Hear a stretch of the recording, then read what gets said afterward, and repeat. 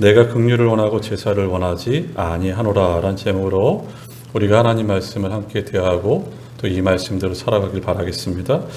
요즘 사회적으로 크게 문제가 되고 있는 것 가운데 하나가 치매입니다.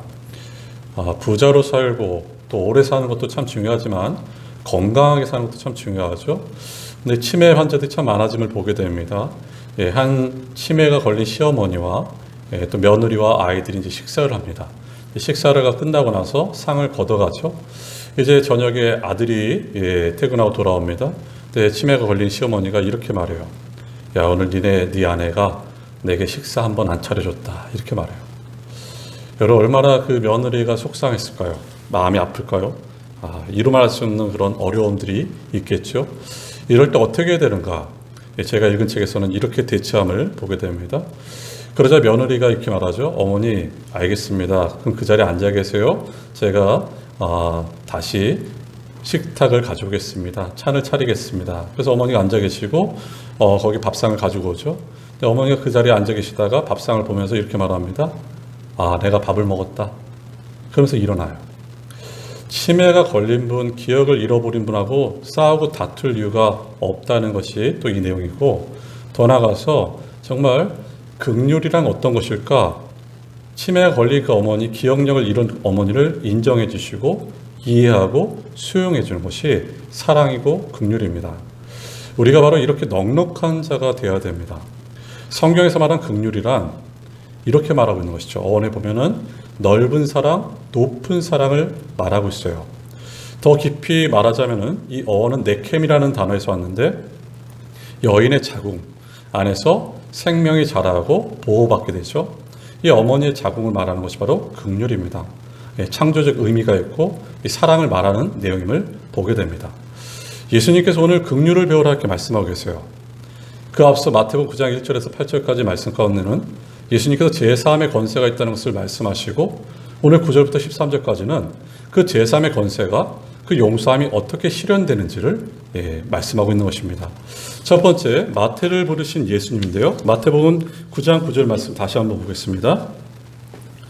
예수께서 그곳을 떠나 지나가시다가 마태라는 사람이 세간에 앉아있는 것을 보시고 이르시되 나를 따르라 하시니 일어나 따르니라 이렇게 나와 있어요. 당시 이 가버나움에는 노마의 세간들이 많았습니다. 세간이 있으면 세리들이 있죠. 근데 이 세리들이 많이 살고 있었는데 세금을 걷어다가 일정액을 노마에다가 정부에다 주고 나머지 금액은 자기들이 갖게 됩니다. 또한 유대인의 돈과 이방인의 돈을 섞어서 유대인들이 생각하기에 굉장히 정결치 못하고 또 이 세리들을 향해서 유대인들은 어떤 생각하냐면 매국노라 생각했고 아주 사기꾼이고 강도 같다 이렇게 생각했어요. 세리에 대한 생각이 굉장히 안 좋았습니다. 그리고 이 세리들을 이방인 취급하였고 이들은 성전에 들어갈 수도 없었으며 또 유대인의 법적에서 증인으로 쓸 수 없었던 자들이 누군가 바로 이 세리입니다. 이 세리가 굉장히 돈이 많았습니다. 부자였죠. 하지만 그는 가장 어떻게 보면 고독하고 외로운 자였습니다. 당시 세금도 소득세, 인두세, 토지세가 있습니다. 소득세란 것은 자기의 소득을 내는 것이고 인두세란 것은 사람의 수만큼 내는 것이고 토지세라는 것은 다 자기가 가지고 있는 토지에 세금을 내는 것입니다. 근데 여기에다가 추가하고 있었던 게 뭐냐면 관세입니다. 이 관세는 매우 다양한 항목들을 정하죠. 예를 들면 당시 마차 바퀴가 4개면 4개의 관세를 붙여요. 그리고 이것을 누가 갖게 됐냐? 세리가 갖게 됩니다. 그러니까 당시의 사람들이 세리는 너무너무 원망의 대상이 바로 세리였습니다. 이 세리를 예수께서 찾아가시고 예수께서 이렇게 말씀하세요. 다시 한번 9절 말씀 보세요. 이렇게 말씀하시죠. 나를 따르라 하시니 일어나 따르니라 이렇게 했어요. 나를 따르라. 그러니까 일어나 따른다 말이에요. 여기서 따른다는 말은 한 번 따르고 마치는 것이 아니라 계속해서 따른다는 것이죠. 의미 없이 따르는 것이 아니라 예수님의 삶을 따라가는 것이 제자입니다. 그분의 희생, 그분의 거룩의 길, 그분의 고난의 길, 그분의 영광의 길을 따라가는 것이 제자의 길인 것이죠. 이렇게 마태가 이 예수님을 따라갑니다. 오늘 이 마태복음의 초점을 한번 보세요. 이 마태복음 초점은 부름을 받은 자에게 초점이 있는 것이 아니라 부르신 예수님이 누구시냐 이것이죠. 그분은 권위가 있으셨어요. 얼마나 가장 큰 권위가 있으셨냐면 그 가르침이 세상에 따를 수가 없었습니다. 귀신 들린 자를 귀신을 쫓아내자 귀신이 몸 밖으로 나오게 되고, 또한 중풍병자 아니 나병 환자에게 손을 대어서 네 병이 낫기를 원한다 말씀하실 때 그 나병이 깨끗이 낫게 되었어요. 그리고 더 나아가서 천장을 뚫고 중풍병자들이 침낭을 내릴 때 예수께서 그들의 믿음을 보시고 이렇게 말씀하시죠. 너희들이 제사함을 받았다 말씀하시고, 또한 깨끗이 치료함을 받게 됨을 보게 되고, 또 이런 권위로서 예수께서 그들을 부르십니다. 마태를 부르셨어요. 그 권위 앞에 거절할 수가 없습니다. 저항할 수가 없어요. 바로 이것이 예수님의 권위임을 우리가 보게 되는 것이죠. 마태 자신이 이와 같이 모든 것을 버려두고 따를 수 있었던 것은 다음과 같습니다. 그의 마음 가운데 많은 것을 가졌지만 외롭고 고독하고 채울 수 없는 뭔가, 그러나 예수님을 만남으로 그분의 말씀과 그분의 명령에 순종함으로 그가 깨달은 것은 영원한 것을 발견하게 됩니다. 성령께서 역사하시사 진정한 영원한 것을 발견하게 되는 것이 바로 마태고, 마태가 이런 예수님을 따라갑니다. 여러분, 이 땅에 살아가면서 영원할 것 같은 것, 영존할 것 같은 것 없습니다. 다 무너집니다. 우리가 잘 아는 나훔서에 보면요, 나훔서 3장 19절 말씀 보실까요? 이렇게 나있죠. 나훔서 마지막인데요, 3장인데요.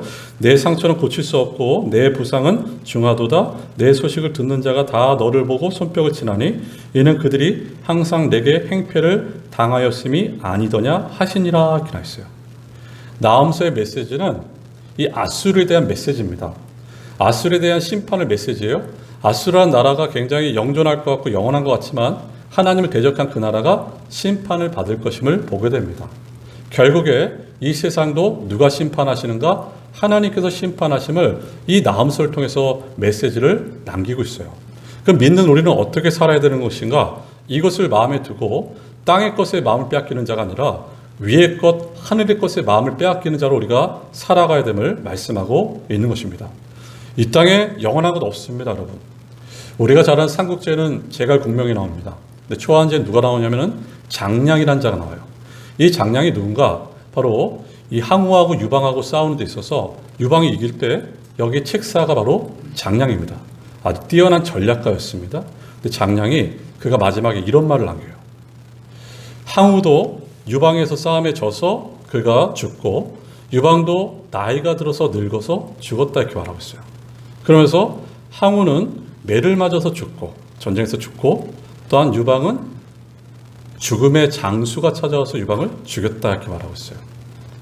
그러면서 유방이 승리한 것 같지만 이 땅에서는 승자가 없음을 말하고 있고, 이 전쟁통에 고생받는 그 고통받는 백성들도 결국엔 다 죽었다 이렇게 말하고 있어요. 죽는다. 그러니까 한마디로 이 장량이 말하는 것은 이 땅에는 영원한 승자가 없음을 말하고 있습니다. 굉장히 똑똑한 말을 하고 있어요. 그가 보았습니다. 이 땅에 영원한 승자가 없다는 것이에요. 마찬가지로 이 땅의 모든 사람들, 영원한 것을 모르는 사람들도 마찬가지입니다. 영원한 승자가 없는데 그냥 싸우고 또 전쟁을 하고 그것으로 끝남을 보게 됩니다. 너도 죽고 나도 죽고, 근데 결국엔 영원한 승자가 없어요. 그럼 영원한 승자가 누굴까요, 여러분? 오래 산 사람이 영원한 승자일까요? 아닙니다. 영원한 것을 아는 자가, 바라보는 자가 영원한 승자예요. 짐 엘리아스라는 선교사가 이렇게 말합니다. 그가 순교를 당했죠. 이렇게 말하고 있어요. 영원한 것을 바라보고 또 영원한 것을 붙잡는 자가 이 세상에서 가장 현명한 자임을 말씀하고 있습니다. 기억하셔야 됩니다. 어떤 자가 현명한 자냐면, 명철한 자냐면 영원한 것을 붙잡고 바라보는 자가 현명한 것이에요. 이렇게 예수께서 마태를 쫓으라 말할 때, 나를 따르라 말할 때 이 마태가 자기가 가진 것을 다 내려놓고 예수님을 따라갑니다. 어떻게 따라갈 수 있을까? 바로 주께서 그를 책임지심을 믿고 따라가는 것이죠. 마가복음 6장 8절 말씀 보시면 이렇게 나와 있습니다. 마가복음 6장 8절에 보면 명하시되 여행을 위하여 지팡이 외에는 양식이나 배낭이나 전대의 돈이나 아무것도 가지지 말며 이렇게 나와 있어요. 예수님께서 12제자를 보내시면서 이렇게 말씀하신 것이죠. 자기 제자들 보내면서 예수님이 하신 말씀인데, 두 버릇을 갖지 말고 양식을 갖지 않으면 어떻게 하라는 말씀인가? 여러분 기억하셔야 돼요. 이 제자들을 부르셨잖아요. 부르신 그 자들을 내가 책임질 것이다. 이게 믿음입니다, 여러분. 우리는 계획하시고 준비하셔야 됩니다. 근데 우리가 경험한 바에 의하면 우리가 준비한 것을 가지고 사는 것이 아니라 하나님께서 준비한 것을 가지고 우리가 살게 됩니다. 하나님이 우리를 책임지십니다. 우리의 필요를, 공급을 채우신 분이 바로 하나님이세요. 믿음이란 것은 하나님께서 이 모든 만물을 창조하시고 나를 만드셨을 뿐만 아니라 나를 사랑하시고 나의 앞길을 책임지시고 필요를 채운다는 것을 확신 가운데 하루하루를 걸어나가는 것이 믿음이에요. 마태가 따를 수 있었던 것은 주님께서 내 삶을 책임지심을 그 모든 상황 가운데 믿고 나가게 된 것이죠. 마태를 부르신 하나님이 저와 여러분을 부르셨어요. 마태와 그 제자들 책임지신 하나님이 주님께서 우리의 삶을 책임지심 믿고 걸어나가는 것이에요. 오늘도 우리 앞서서 어떤 길이 있을지 모릅니다. 근데 하나님이 모든 것을 은혜의 길, 준비의 길로 다 예배해 놓으셨어요.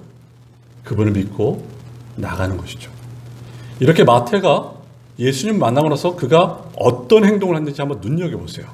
10절 말씀 보실까요? 10절에 이렇게 말하고 있죠.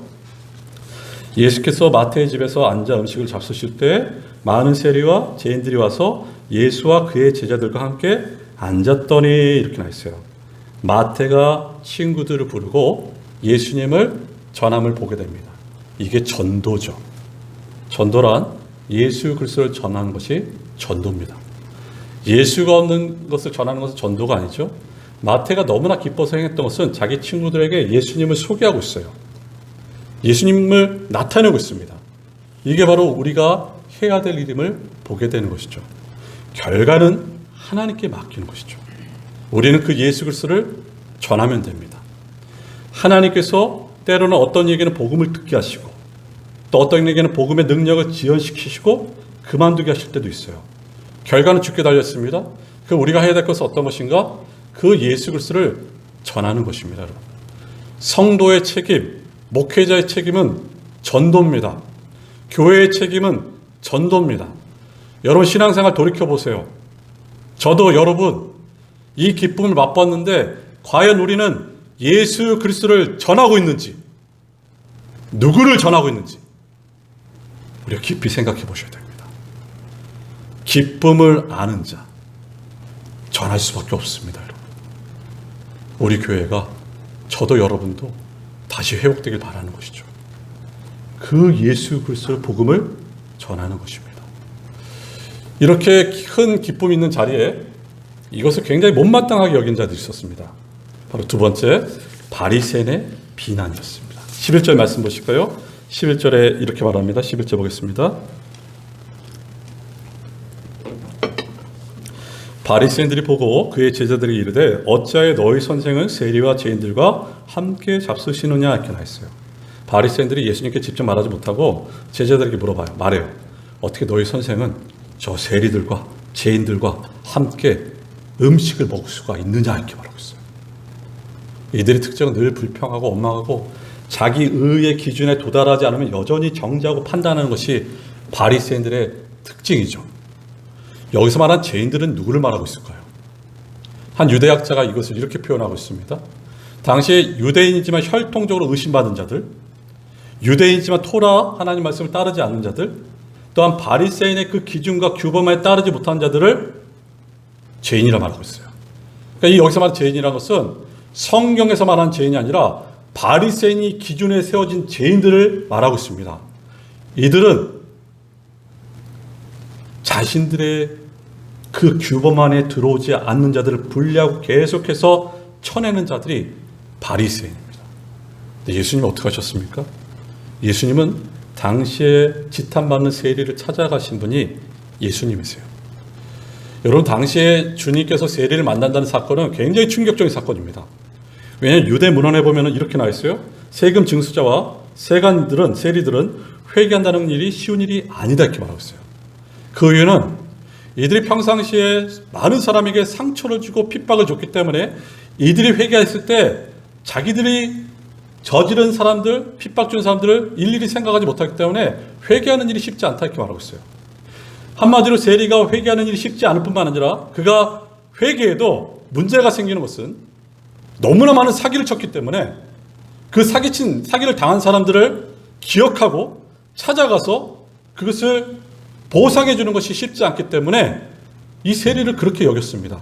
그래서 성경에서 세리를 세리와 강도, 세리와 창기, 세리와 이방인 이렇게 표현하고 있고, 문헌에서는 세리를 사기꾼 이렇게 말하고 있습니다.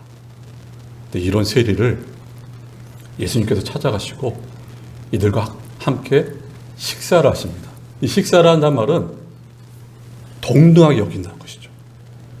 당시 이런 사람들하고 연약한 자, 사람들 지탄받은 사람들과 식사를 하면 굉장히 불행한 이익이 따라오고 또한 잘못 대우를 받을 수 있어요. 그런데 예수께서 그 모든 것을 감당하시고 이 세리와 함께 식사를 하십니다. 왜 바리새인들은 왜 화가 났을까요?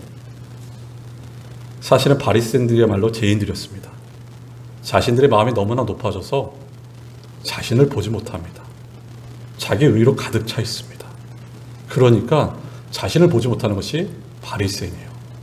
누가복음 18장 9절에서 예수께서 한 비유를 말씀하시죠. 자기 의를 자랑하고 다른 사람을 멸시한 사람의 비유를 말합니다. 성전에 두 사람이 올라가요. 한 사람 바리새인, 한 사람 세리입니다. 바리새인이 이렇게 기도해요. 하나님이시여, 나는 다른 사람들과 같이 토색하거나 불의하거나 간음하지 않았고 이 세리와 같지 않습니다. 나는 일주일에 2번 금식하였고 11조도 했습니다. 바리새인은 자기 의로 가득하니까 다른 사람을 다 비난함을 보게 됩니다. 이 복음이 들어올 틈이 없습니다. 오늘을 살아가고 있는 현대도 마찬가지입니다. 이 기쁜 소식을 기뻐하지 않는 두 종류의 사람들이 있어요. 한 종류는 자기가 죄인이 아니라는 것이죠.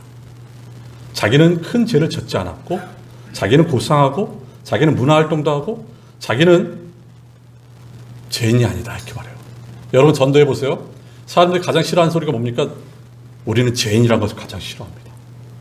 또 한 부류는 어떤 사람들이냐면 이런 부류입니다. 어느 정도 자기가 죄인인 줄 알지만 죄의 심각함을 알지 못합니다. 이런 사람들 예배도 드리고 찬양도 하고 기도도 합니다. 근데 자기의 죄의 심각성을 알지 못해요. 그래서 예수를 믿음으로 의롭게 된다 이 말이 기쁜 복음의 소식이 아니라 하나의 신앙생활의 액세서리에 불과함을 말하고 있죠. 신앙인이란 자기에게 실망할 뿐만 아니라 자기 자신에게 절망하는 것이 신앙인입니다. 영적인 파산을 경험하는 것이에요. 그래서 주님께서 말씀하시죠. 마음이 가난한 자, 심령이 가난한 자가 복이 있도다. 내가 주 없이는 살 수 없으며 나는 영적으로 파산자이고 나는 영적으로 거지 같은 자이므로 나는 주 없이는 살 수 없습니다. 이 고백이 진정으로 주님을 만난 사람의 고백이에요. 모든 사람이 죄를 범하였음에 하나님 영광에 이르지 못합니다. 누구도 예의가 아니에요. 모두가 죄를 범하였고 하나님 영광에 이르지 못한다는 것은 하나님의 정죄 가운데 있을 수밖에 없는 것이 사람임을 보게 돼요. 우리가 끝으로 세 번째 살펴볼 것은 이것입니다. 죄인을 부르신 예수님이세요. 그 말씀이 12절 말씀 보실까요? 12절입니다. 예수께서 들으시고 이르시되 건강한 자에게는 의사가 쓸데없고 병든 자에게라야 쓸데있느니라 말씀하세요. 예수께서 직접 말씀하십니다. 건강한 자란 여기서 바리새인을 얘기하고 있죠. 건강한 자에게는 의사가 필요 없다. 하지만 죄인 병든 자에게는 의사가 필요 있다. 이 병든 자에게는 은혜가 필요하다. 이것을 말하고 있습니다.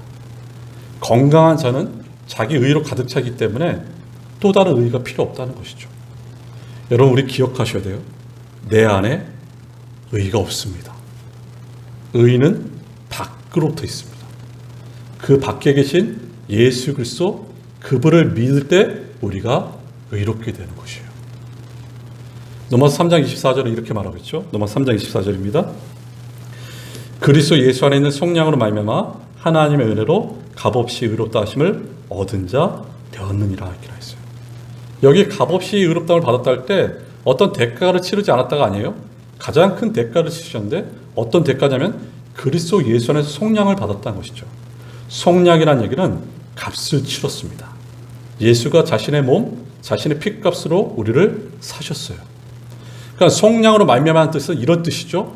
우리가 그리스도를 믿는다는 것은 그리스도의 피로 말미암아 죄와 형벌과 죄의 권세에서 우리 주께서 뽑아내신 것이에요. 건져내신 것이에요. 이게 속량으로 말미암아 뜻이죠.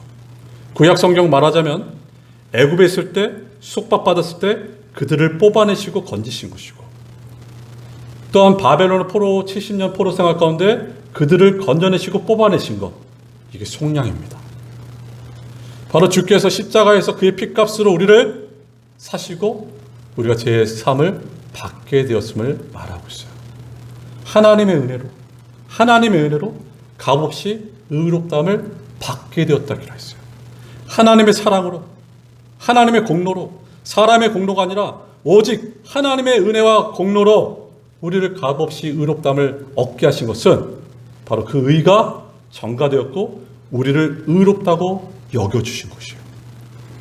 여러분, 저는 이 말씀, 이 의롭게 됐다는 말씀이 얼마나 우리는 감사한지 모릅니다. 왜냐하면 우리는 예수 믿고 구원받지만 여전히 사단이 우리를 정죄합니다. 네가 정말 하나님의 사람 맞느냐? 그럴 때 우리는 좌절하고 넘어지고 죄책감에 빠질 때가 있어요. 근데 기억하셔야 돼요. 하나님께서 그의 은혜로 우리를 값없이 의롭다함을 얻게 하셨다는 얘기는 이런 뜻이죠. 죄가 전혀 없고 또한 내가 죄를 짓지 않은 것처럼 여겨주세요.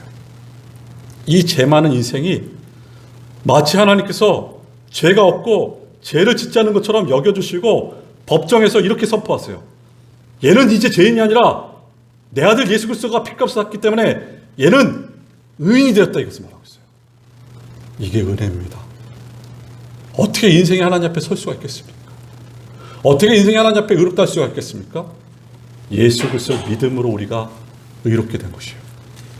2000년 6월 23일 날 실제적으로 있었던 일입니다. 저 미국의 버지니아 주에서 판사가 재판을 하는데 청각 장애인 부부를 재판을 합니다. 근데 그 재판의 내용은 이 청각 장애인 부부가 실직을 당하고 또한 돈이 없어서 $250를 집세를 못 내요. 고소를 당해서 이들이 재판정까지 오게 돼요. 근데 너무나 모든 아픈 일들이 많죠. 근데 이 판사가 어떻게 했냐면요, 자기 지갑을 꺼내서 $250를 그 자리에서 지불해줘요. 그래서 이 청각 장애인들은 아무것도 한 지 없지만 이 부부들이 무죄가 선고됩니다. 바로 이것이죠. 그의 몸값으로 우리의 영원한 형벌을 사하여 주셨고, 그의 피값으로 우리를 사셔서 우리가 하나님의 전이 되었습니다. 그래서 우리는 그리스도 안에, 그리스도가 내 안에 계시고 우리가 잘 아는 말씀처럼 내가 그리스도와 함께 십자가에 못 박혀 죽었나니 그런즉 이제는 내가 사는 것이 아니요 내 안에 그리스도께서 사신 것이라. 내가 육체 가운데 사는 것은 나를 사랑하사 나를 위하여 십자가에서 죽으신 그 하나님의 아들을 믿는 믿음 안에서 사는 자들이 바로 저와 여러분입니다. 예수님은 우리의 손님이 아니십니다. 예수님은 나의 주인이십니다. 그는 나를 위해서 죽으셨고 나를 위해서 부활하셨고 그는 십자가에서 그 피값으로 나를 위해서 나를 사셨어요. 여러분 기억하셔야 돼요. 우리를 끝까지 붙잡고 계신 분은 바로 주님이세요. 저와 여러분의 그래서 구원이 실패되지 않음을 기억하셔야 돼요. 그래서 예수께서 이렇게 말씀하세요. 한번 그 다음 내용 보세요. 13절 말씀 보겠습니다. 너희는 가서 내가 긍휼을 원하고 제사를 원하지 아니하노라 하신 듯이 무엇인지 배우라. 나는 의인을 부르러 온 것이 아니요 죄인을 부르러 왔노라 하시니라 이렇게 말했어요. 내가 긍휼을 원하고 제사를 원하지 아니한다. 이 뜻은 제사의 규례를 주께서 무시한 것이 아닙니다. 이렇게 말씀하신 이유는 제사의 규례만 집중하는 자들의 잘못을 지적하고 계세요. 제사 예배를 드리는데 하나님을 사랑함 없이 경외함 없이 지난주에 말씀처럼 접촉만 하면 된다. 이렇게 제사를 드리는 것이죠. 이 제사 드렸으면 난 다 됐다. 이런 제사, 이런 예배 가운데 여러분 하나님을 만날 수가 있겠어요? 그렇게 하나님을 못 만나니까 이들이 행한 것은 뭐냐면 긍휼이 없어요. 긍휼이. 예배 가운데, 말씀 가운데 하나님이 어떤 분인지 만나야지만 그분의 사랑과 긍휼을 깨닫고 긍휼로서 이웃 사람들에게 전하는데 이들은 제사에만 목적을 삼았기 때문에 긍휼이 없다는 것이죠. 오늘 살아가고 있는 우리가 그럴 수 있습니다. 예배만 드리면 다 됐다.